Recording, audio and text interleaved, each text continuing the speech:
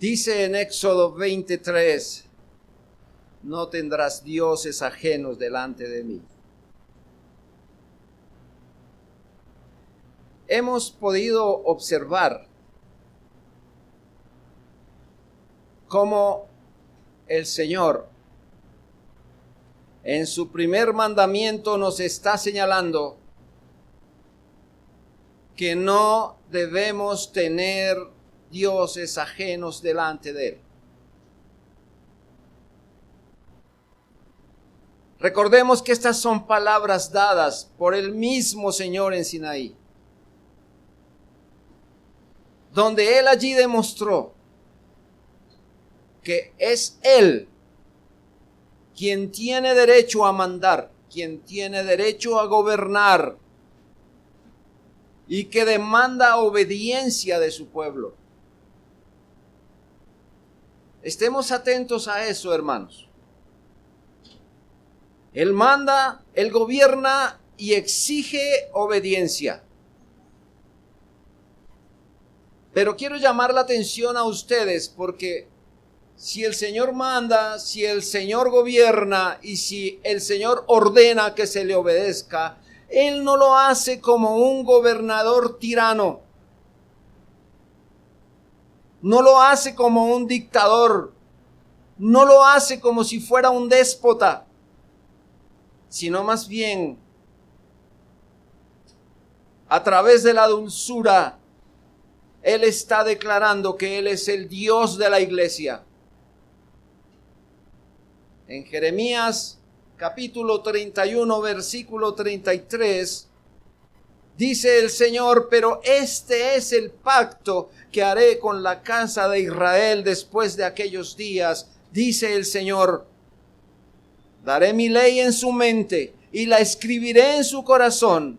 Y fíjense esto, y yo seré a ellos por Dios, y ellos me serán por pueblo.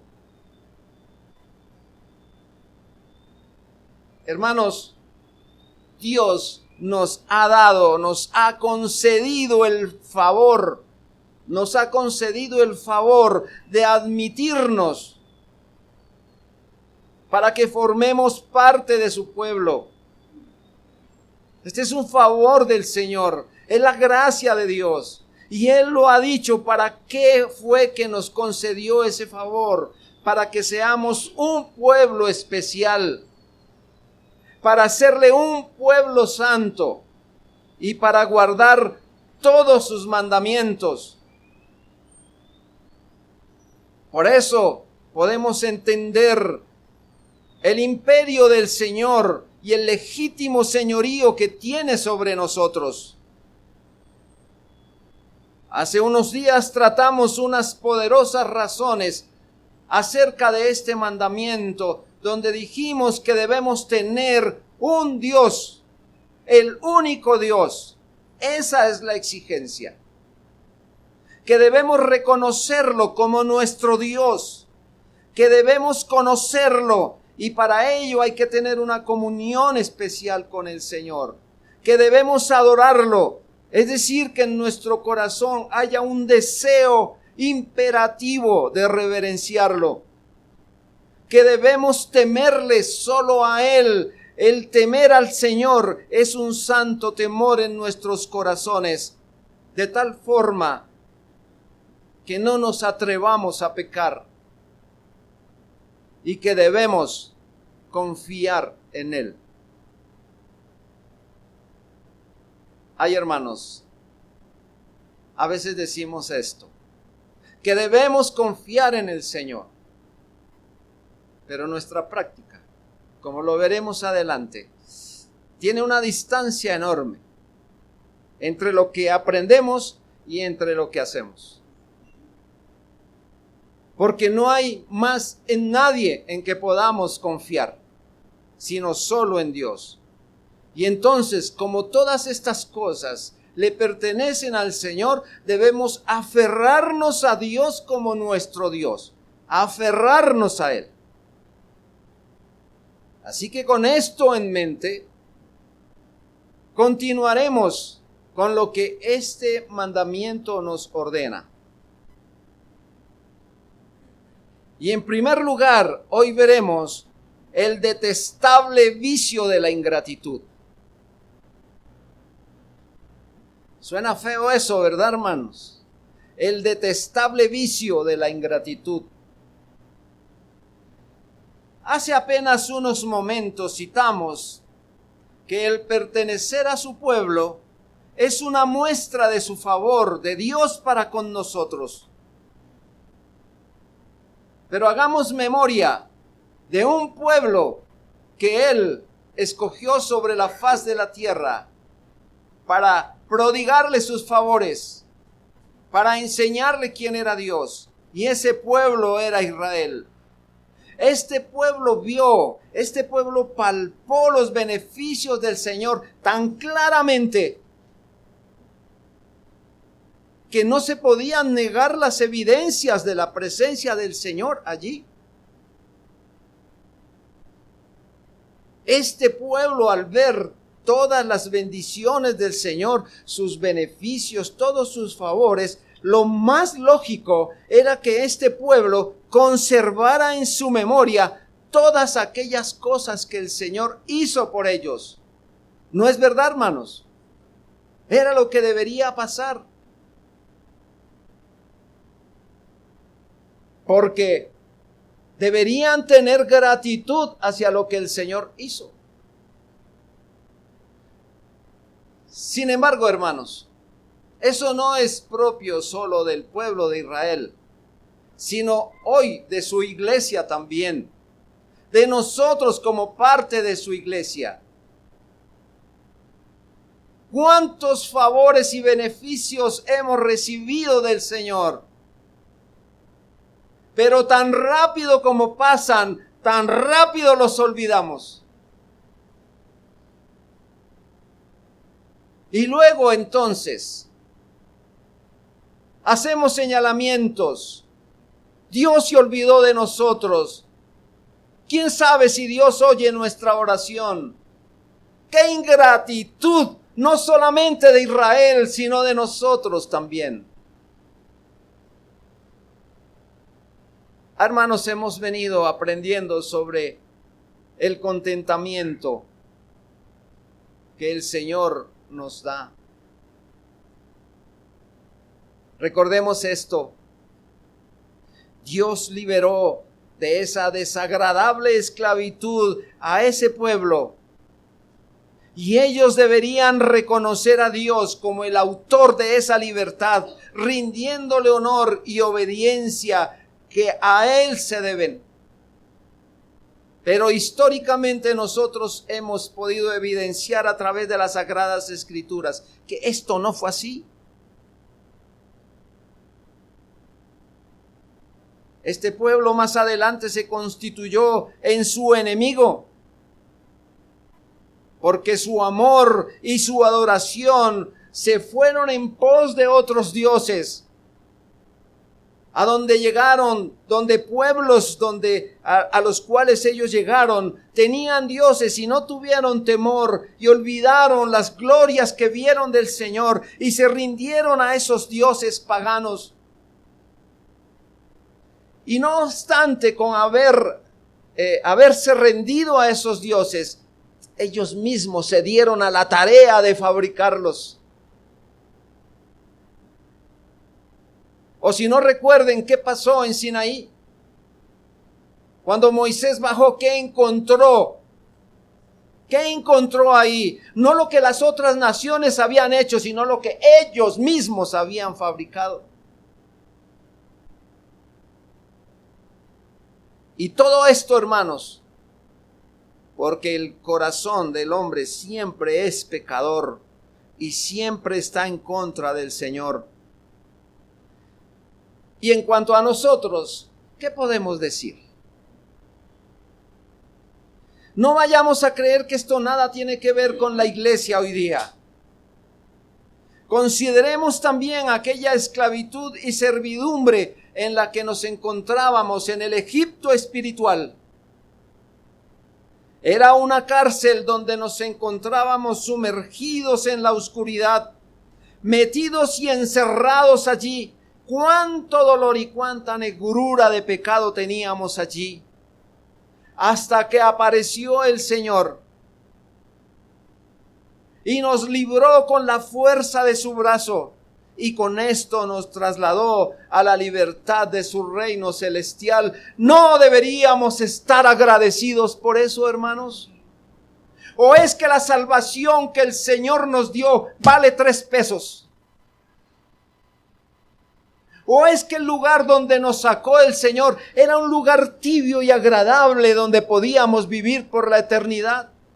No, mis hermanos. Si no nos hemos dado cuenta de dónde nos sacó el Señor y dónde evitó que nosotros estuviéramos por la eternidad, oiga, hermano, tendríamos que estar lo más agradecidos.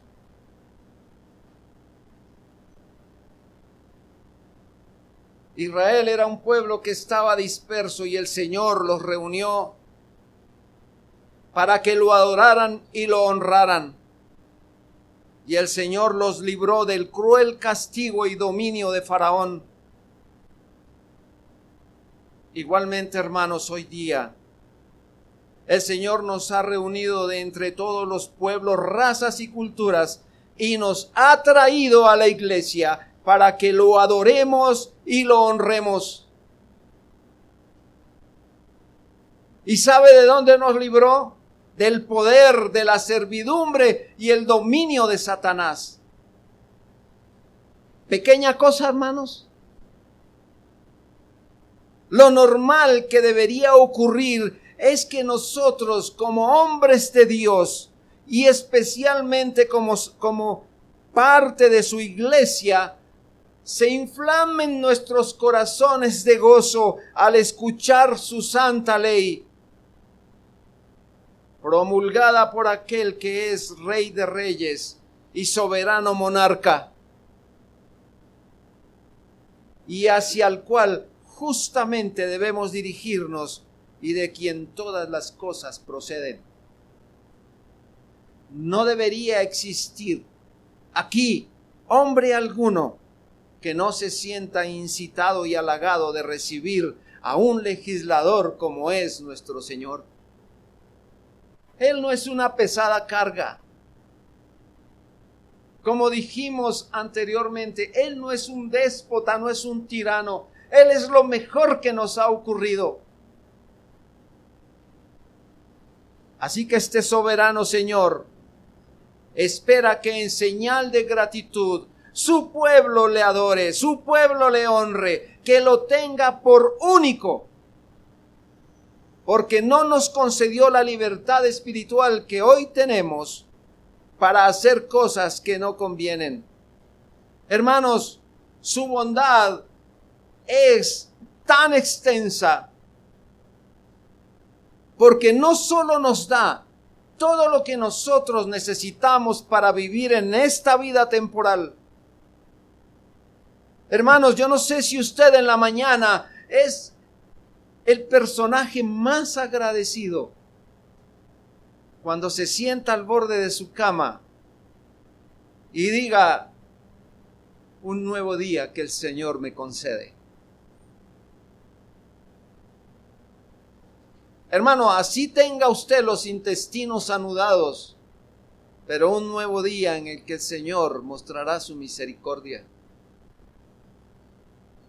Hermano, y usted se levanta, va al baño, puede hacer lo que tiene que hacer, y esto debería agradecerlo, hermano. Porque hasta en las más mínimas cosas debemos glorificar al Señor y agradecer por eso. Nos da su agua, nos da su sol, nos da el alimento, nos da el ropaje, nos tiene una habitación calientica, hermanos. Ay, deberíamos ser los más agradecidos solo por eso. Pero las abundancias del Señor van mucho más allá, porque Él se deleitó de una manera tan impresionante al darnos incluso la vida eterna en Cristo nuestro Señor.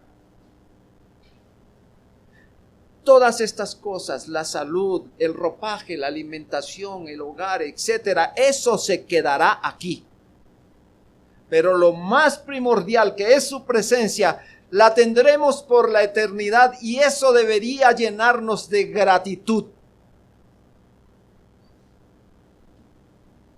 Pero, hermanos, no es así. No es así. Pues en cualquier momento o por cualquier cosa nos olvidamos de la preeminencia del Señor sobre nuestras vidas. Y con gran facilidad nuestro corazón se vuelca en admiración y sometimiento por esos dioses que destilan hermosura, que destellan muchas luces. Y lo más delicado, hermanos, es que continuamos viviendo con ellos en dependencia voluntaria. Ya voy a hablar de eso, hermano, porque tal vez usted diga, no, yo no. Bueno, ya está pecando, hermano. Cuánto desamor, cuánta desobediencia e ingratitud hacia nuestro magnánimo bienhechor. Así que no nos equivoquemos, hermano, porque Dios sigue demandando obediencia, sigue gobernando sobre nosotros. Y vamos a ver, hermano, 4 asuntos aquí bien importantes sobre lo que Dios demanda. Así que en segundo lugar, nosotros vamos a ver la adoración, la confianza, la invocación y la acción de gracias a Él, que solo se le deben dirigir. Esto es lo que el Señor exige de nosotros. Acabamos de ver, hermanos, que Dios tiene el derecho de demandar toda adoración. Dios tiene derecho de demandar toda preeminencia, toda prioridad por encima de todos los seres creados. Porque Él quiere que toda la gloria sea dada únicamente a Él. Que como su pueblo escogido, le debemos santificar en nuestros corazones. Este primer mandamiento no solo prohíbe lo que hacen las religiones paganas. ¿Qué hacen ellas? ¿Qué hacen las religiones paganas?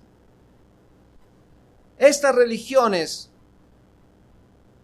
hacen sus dioses, los fabrican de oro, de plata, de bronce o de las piedras más preciosas, o madera, piedra, mármol o cualquier otro asunto. Porque para fabricar dioses hay con qué. Es más, así no haya, nos los inventamos. No importa si no tenemos materiales con qué fabricarlos, ni arrodillarnos delante de ellos, pero someternos delante de ellos sí. Hermano, hay dioses fabricados por la mente humana, como esos que vemos, ídolos religiosos, ídolos materiales, pero también ídolos emocionales, ídolos intelectuales, etcétera. Se llaman dioses falsos a cualquier cosa a la cual se le dé adoración.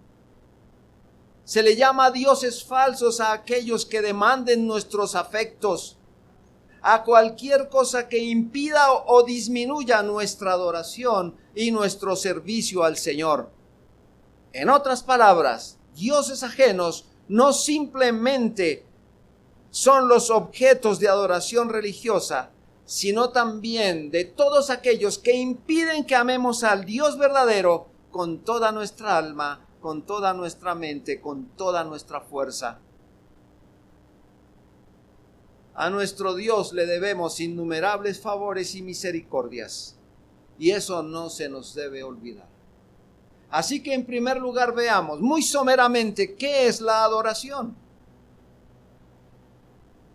Amados, hay algo que la iglesia no debe pasar por alto, que no debe olvidar. Ustedes lo han percibido vez tras vez. todos los días del Señor. El pastor Jorge y el pastor Castañeda se paran aquí a hablar sobre una pequeña meditación antes de iniciar nuestros cultos para decirle a la iglesia que tenemos un Dios sublime a quien adorar y cómo hacerlo. Yo no sé si usted se ha dado cuenta de eso, hermano. Esperamos no estar perdiendo el tiempo en decirles a ustedes esto. Porque es que hay que reiterar y reiterar. El apóstol Pablo decía, a mí no me es incómodo decirle las mismas cosas. Porque es que se nos olvidan rápido. La adoración, el Salmo 29, versículo 1 y 2, dice, tributad a Jehová, oh hijos de los poderosos, dad a Jehová la gloria y el poder. Dad a Jehová la gloria debida a su nombre. Adorad a Jehová en la hermosura de la santidad. ¿Sabe qué está diciendo David aquí? David nos está diciendo, o lo que no nos está diciendo, es que hay que darle algo a Dios que no tiene. Lo que él nos está diciendo es que reconozcamos el Dios grande y sublime que tenemos. Es la veneración y el culto que le debemos rendir a Dios por sus obras, por ser quien es. Hermano, y eso lo podemos expresar. Escuche usted una vez más la manera como nosotros podemos adorar a Dios.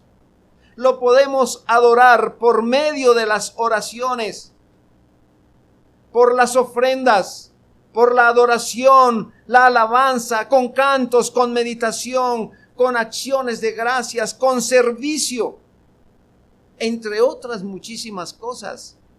Y esto debe nacer de una actitud interna que a su vez se está expresando en obediencia y una vida dedicada al Señor, cuando cada uno de nosotros se somete a su grandeza.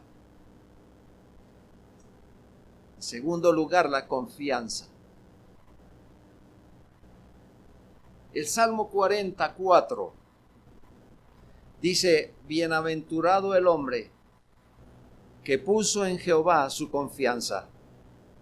Y el Salmo 78:7, a fin de que pongan en Dios su confianza y no se olviden de las obras de Dios, que guarden sus mandamientos. Amados, hay un temor santo y reverente hacia el Señor que no solo es compatible con la confianza en Él, sino que es el sólido fundamento de dicha confianza que nos invita a arrojarnos a sus brazos cuando nos hallemos ante cualquier circunstancia. Hermano, ante cualquier circunstancia. Y cuando estamos diciendo ante cualquier circunstancia, es que no hay una que sea, por pequeña o grande, que el Señor no la considere. Él la conoce. Hermano, ¿por qué duda del Señor? Recuerden lo que dice la Escritura, pero sin fe es imposible agradar a Dios. Pero el texto continúa, hermano, porque el texto dice que el que se acerca a Él debe creer que Él puede ser hallado, ¿sí o no?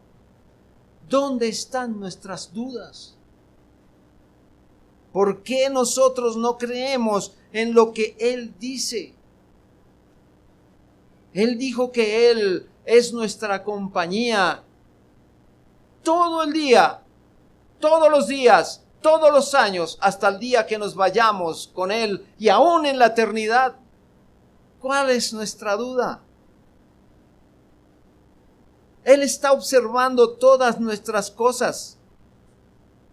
Debemos tener seguridad en nuestro corazón porque en el Señor hallaremos toda la firmeza que en ningún otro habrá.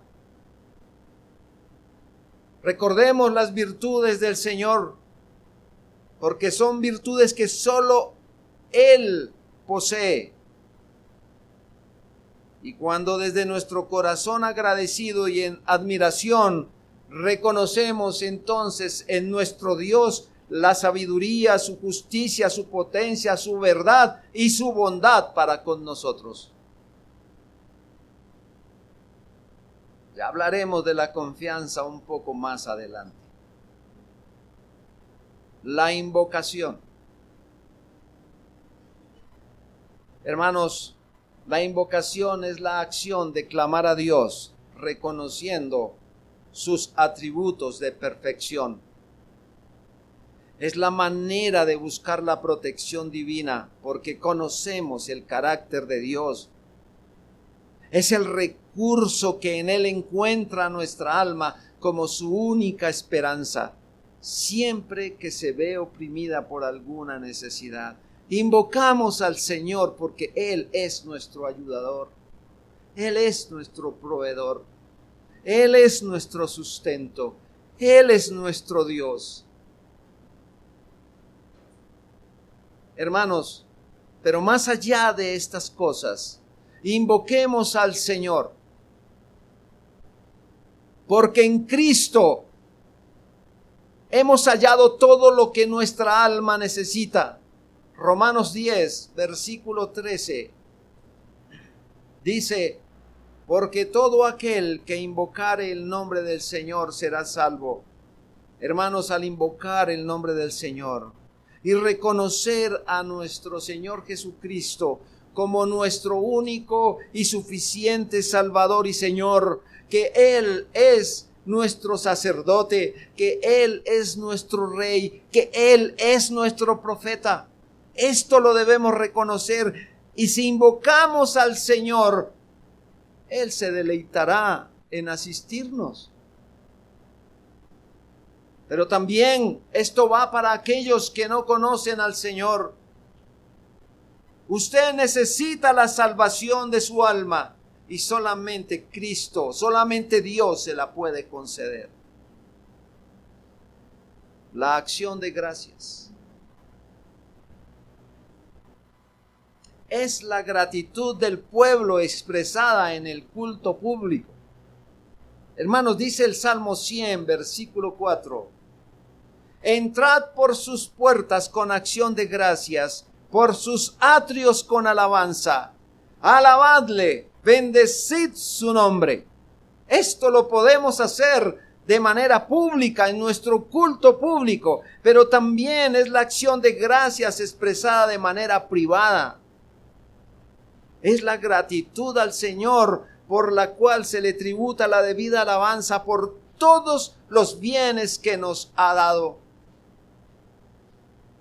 La primera carta a los tesalonicenses, el capítulo 5, versículo 18, dice, dad gracias en todo. Amados, dad gracias en todo, porque esa es la voluntad de Dios para con vosotros en Cristo Jesús. Bueno, hermanos, y cuando decimos dad gracias en todo, ¿será que por estar enfermos debemos dar gracias? Hermanos, esto la práctica nos ha dicho otra cosa. Yo no sé si cuando usted está postrado en cama, que se le está partiendo la cabeza del dolor, usted pueda invocar al Señor y darle gracias por eso. Pero a veces nos olvidamos de aquellas cosas que el Señor hace y rápido corremos al ibuprofeno. Rápido al acetaminofén, rápido al no sé qué, porque es que somos nosotros así. Bueno, hermanos, nosotros debemos demostrar esa gratitud al Señor que glorifica su santo nombre sobre todas las cosas. Son 4 asuntos que hemos mirado de lo que Dios exige de su iglesia. Es la manera en que debemos presentarnos al Señor. porque Él no consentirá que ninguna de estas cosas, ni la adoración, ni la invocación, ni la acción de gracias, ni la confianza, sean dadas a otro, sino solamente a Él, solo a Él. Como hemos venido siendo enseñados, que todo nuestro contentamiento sea solo Él. Hermanos, no basta de abstenernos de dioses falsos si el Señor no ocupa el debido lugar en nuestro corazón. El verdadero cristianismo nos impulsa a aplicar a nuestras almas el conocimiento de nuestro omnipotente Dios. Y con ese conocimiento nos vemos impulsados a aplicar en nuestras almas,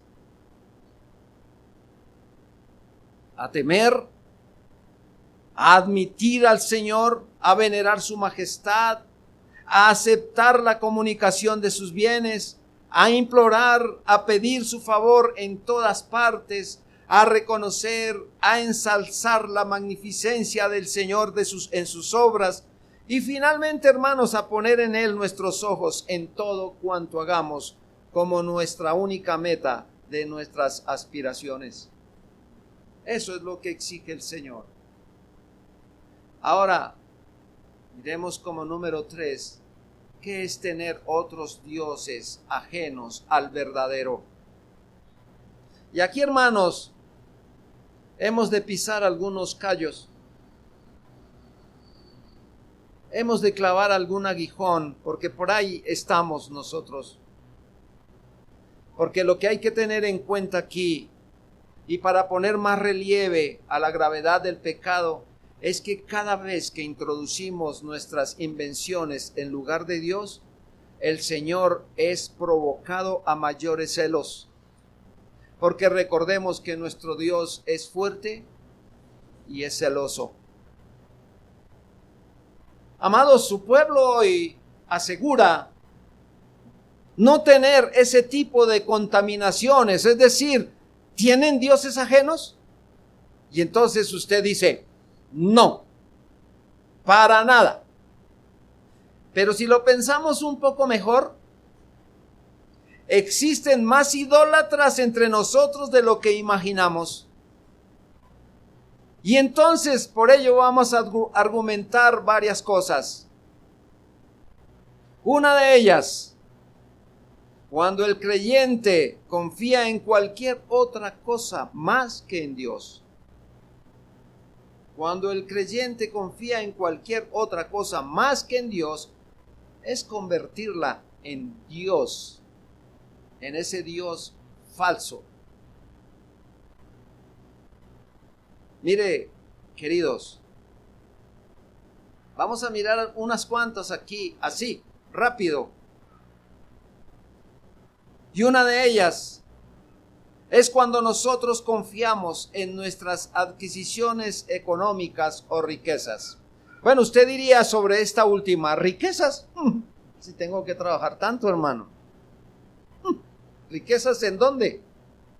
Porque ya ni en las muelas, porque ni siquiera ponen plata en las muelas ahora, ¿no, hermano? Entonces usted dice, dinero yo no tengo. Bueno, pero Dios le ha permitido conseguir cosas. ¿Sí o no? Algunas cosas. A esas cosas usted le ha dado un valor impresionante.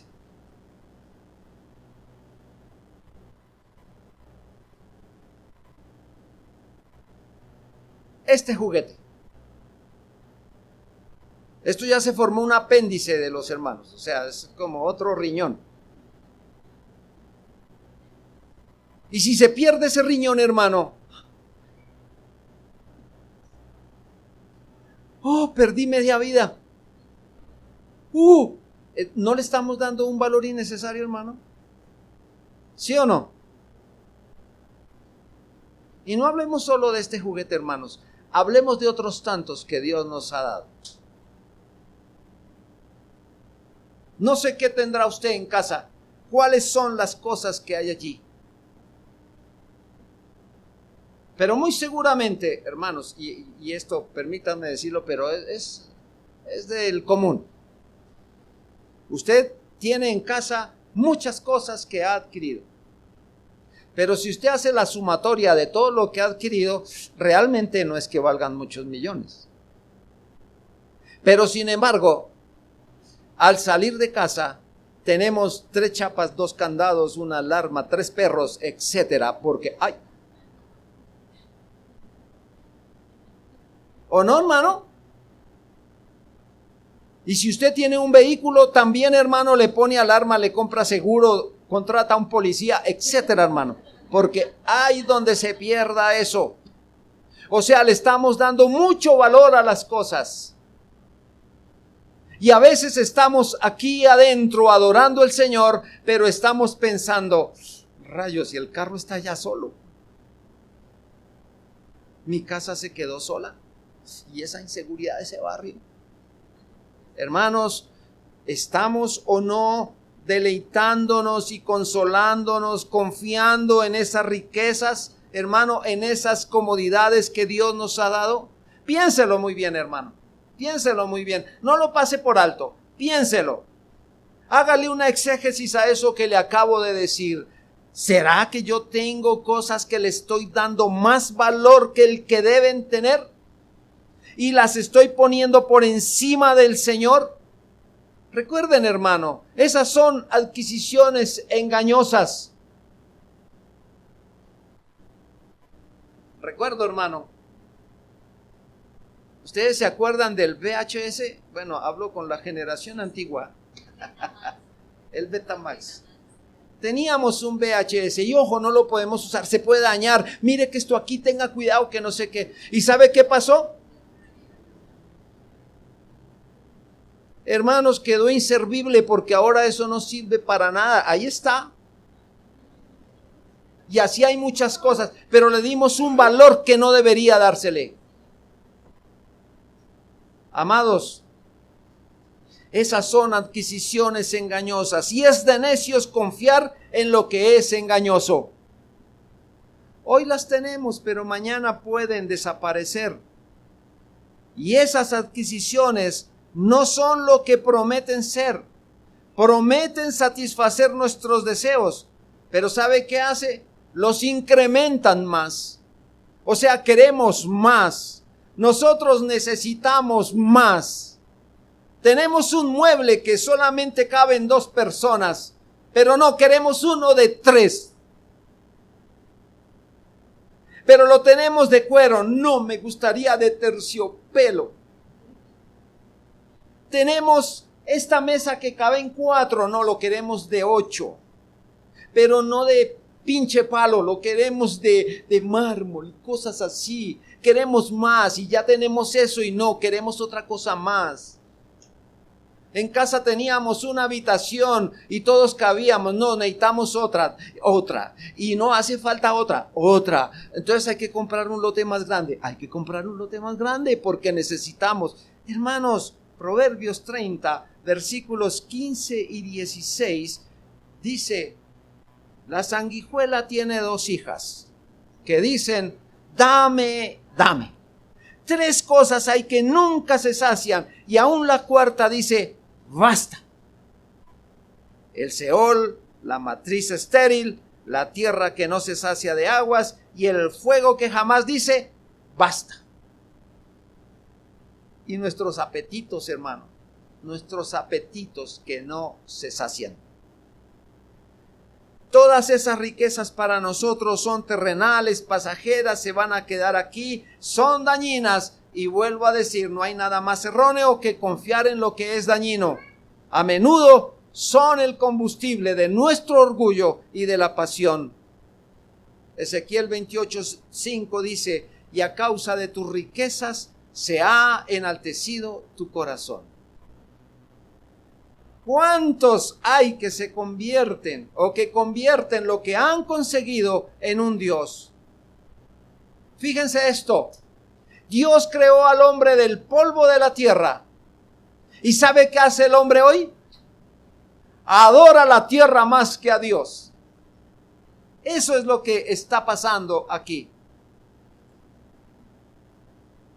Así que confiar en estas cosas Son dioses de las cuales, de lo que no podemos decir, no los tenemos.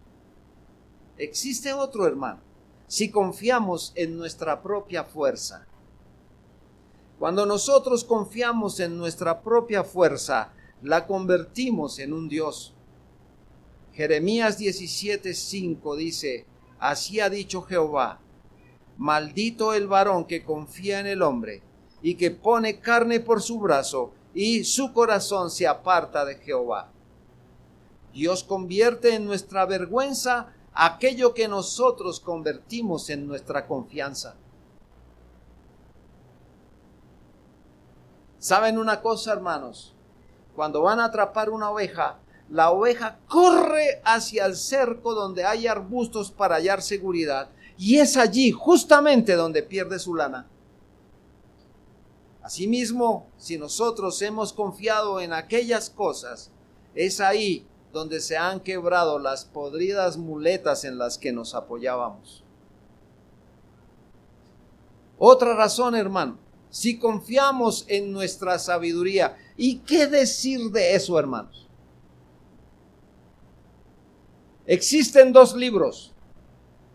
Uno, la Escritura, y dos, nuestra sabiduría. Y no me vayan a decir, hermanos, que esto no es un problema que la iglesia no tenga.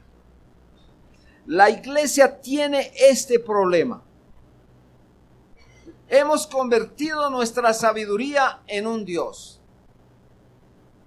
Jeremías 9:23. Así dijo Jehová: no se alabe el sabio en su sabiduría.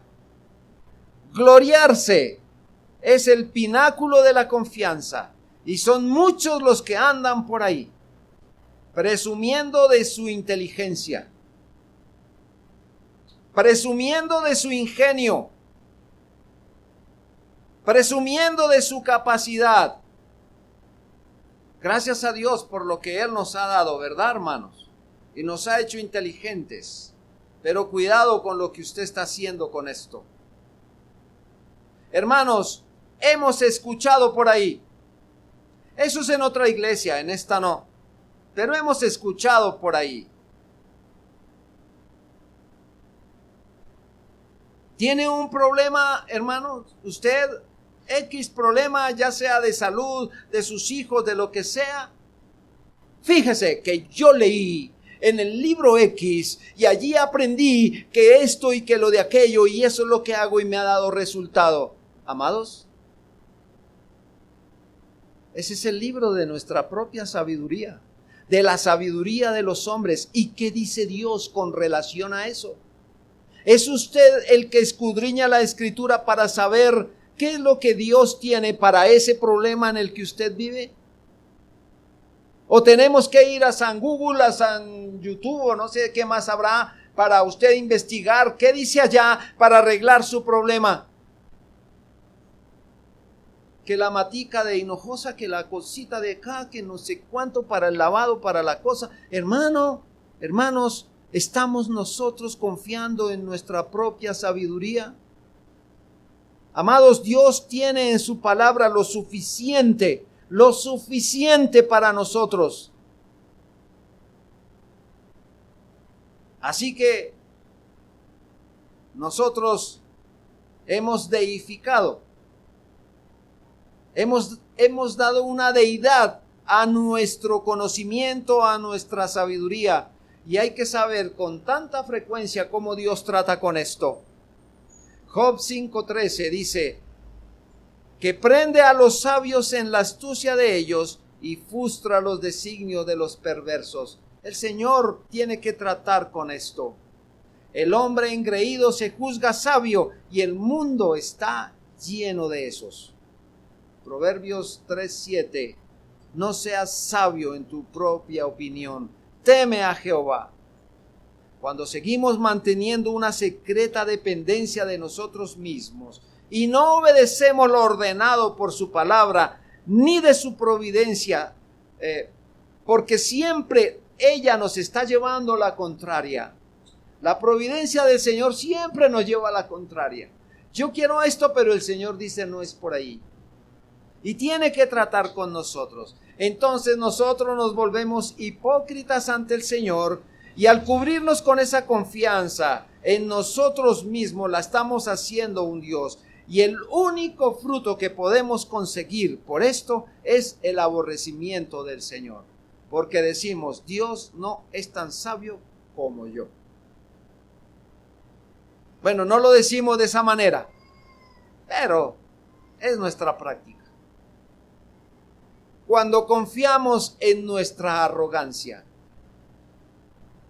Hermanos, alguno por ahí me puede decir, arrogante yo, hermano, no sea abusivo, yo no soy arrogante, que se está creyendo que soy yo. ¿Qué me está demostrando con eso? Terrible, hermano. La hacemos un Dios. Es decir, es tal la postura que nosotros tenemos delante de los hombres, que nos creemos libres de todo señalamiento. ¿A quién le gusta que le digan la verdad? Es que somos tan altos, tan grandes. Y cuando alguien se nos acerca y nos dice, ajá, Pepito Pérez, tienes un problema aquí y allá, por esto o por aquello. Y entonces uno se monta en donde ya sabemos, hermano. Y no nos gusta que nos acusen de ningún pecado.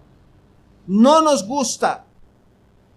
Porque sabe que nosotros nos creemos muy limpios delante de Dios.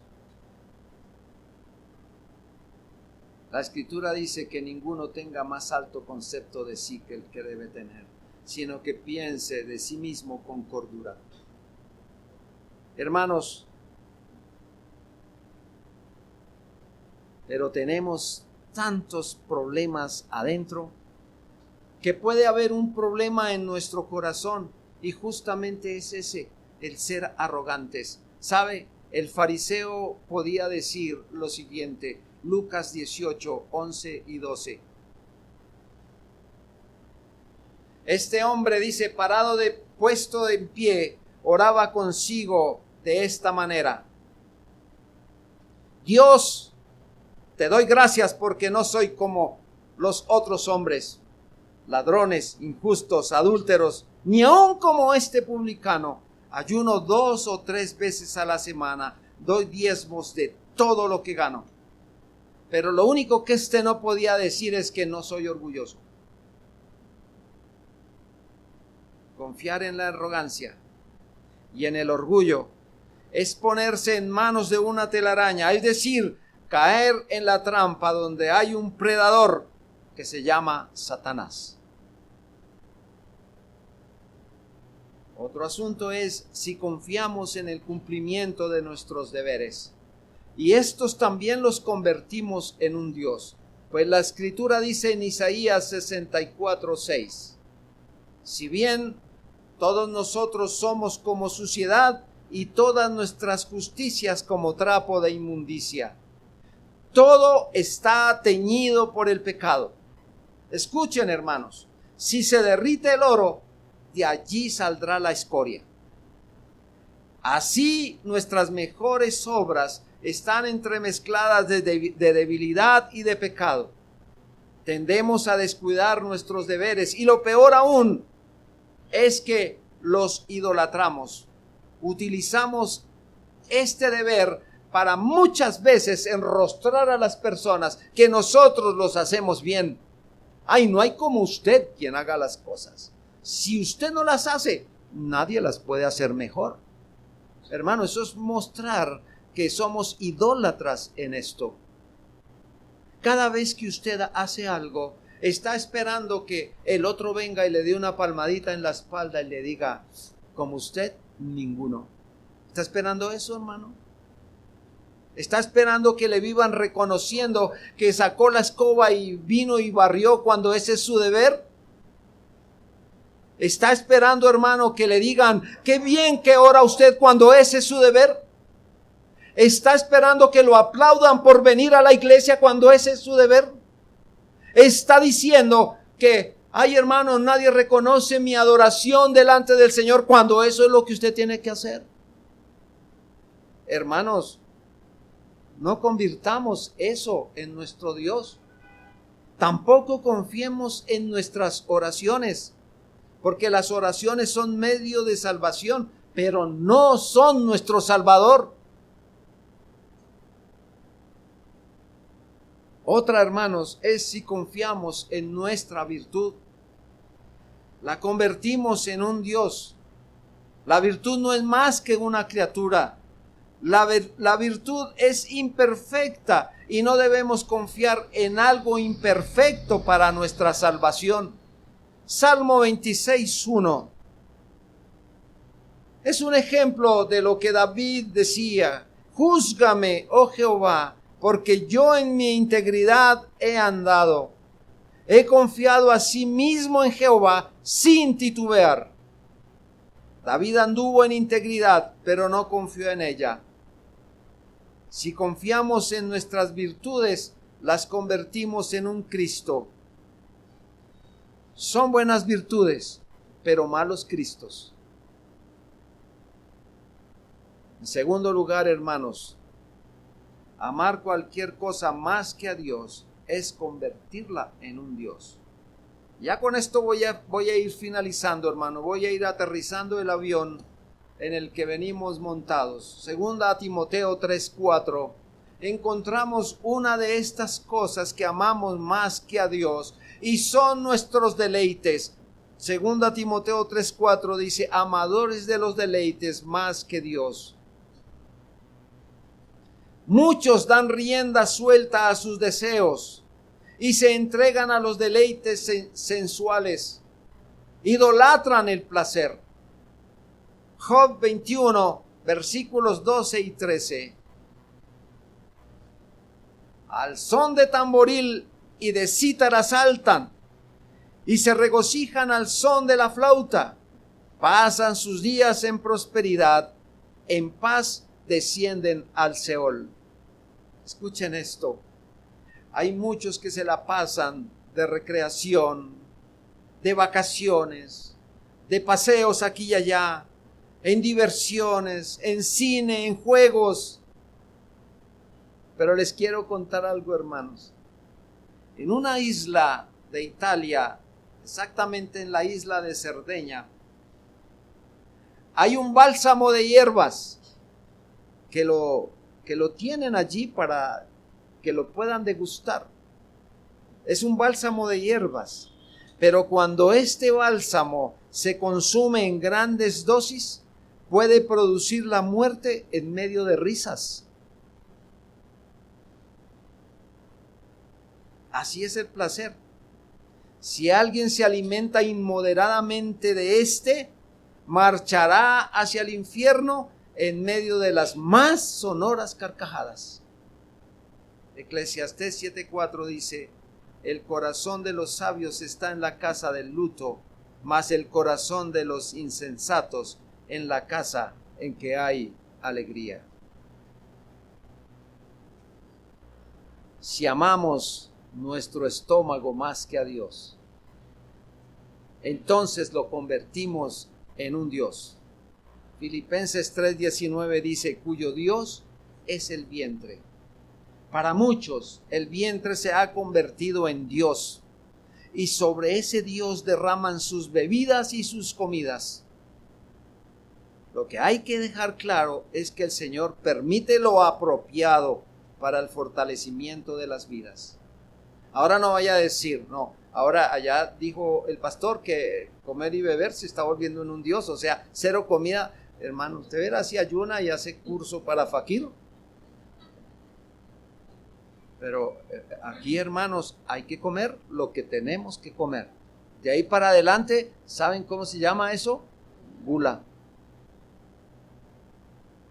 Pero preocuparse únicamente de satisfacer desmesuradamente el apetito, y no solamente vamos a hablar de lo que entra por la boca y se deposita en el vientre, sino de todas las cosas, porque vuelta otra vez, cómo deseamos desmesuradamente las cosas.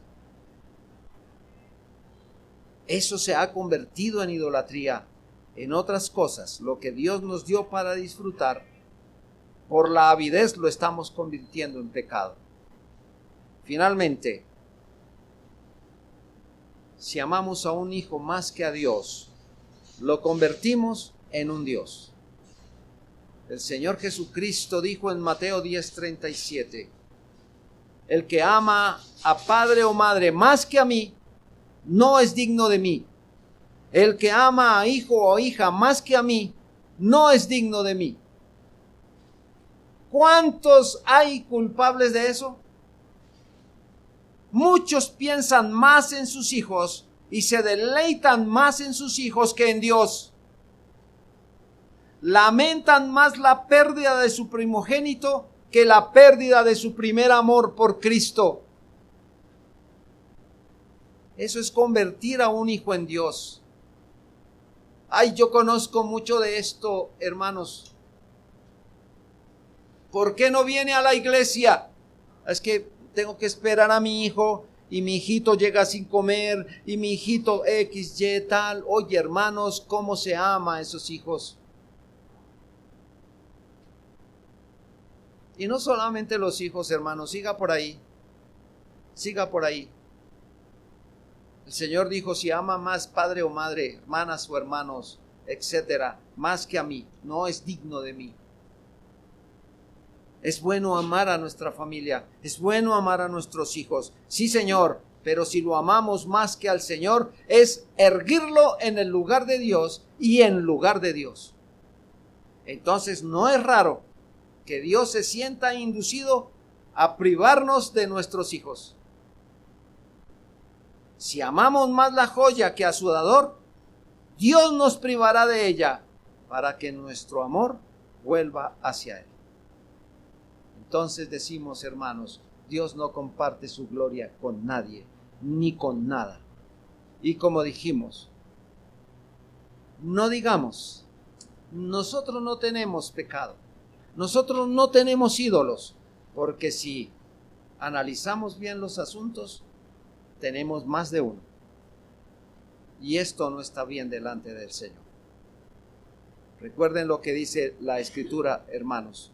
El texto con el que nosotros hemos venido trabajando. No tendrás dioses ajenos delante de mí. Oremos.